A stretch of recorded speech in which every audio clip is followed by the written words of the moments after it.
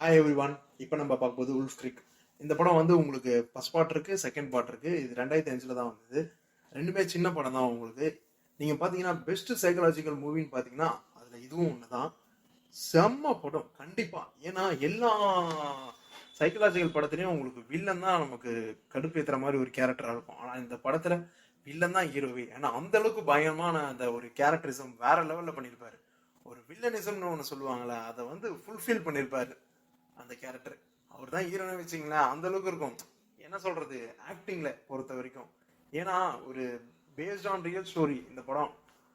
அதுக்கேத்த மாதிரி நடிச்சிருப்பாரு. ஒரு ஒரு சீன்லயுமே சரி, அந்த ஸ்னாஷரா இருக்கட்டும், அந்த த்ரில்லரா இருக்கட்டும், அந்த ஃபேஸ்ல வர ரியாக்ஷன்ஸ்லாம் சரி வேற மாதிரி இருக்கும். அவர் காமெடி சீன்ஸ்லாம் பண்ணுவார், அதுவுமே பயங்கரமா இருக்கும். நீங்க பாருங்க, இது ஃபுல் இங்கிலீஷ்ல தான் இருக்கு, தமிழ்ல கிடையாது. அவ்வளோ ஒருத்து. ஆக்சுவலாக இது ரியல் ஸ்டோரி. ஃபுல்லாக ஆஸ்திரேலியா தான் நடக்கும். அதில் ஒரு லாஸ்ட் கிளைமேக்ஸ் சீன் வரும். கங்காருலாம் வரும் அதில். ஏன்னா ஆஸ்திரேலியா வந்து கங்காரு இருக்கனால அந்த கங்காரோட சேசிங் சீன்ஸ்லாம் வரும். அவ்வளோ சூப்பராக இருக்கும். அதில் கூட வில்லனிசம் பண்ணியிருப்பாரு நம்ம வில்லனு. பயங்கரமாக இருக்கும். ஒரு சீனுமே தரமாக எடுத்திருப்பாங்க. நீங்கள் கண்டிப்பாக பாருங்கள் அந்த படத்தை. அவ்வளோ ஒரு ஃபுல்ஃபில் தரும்.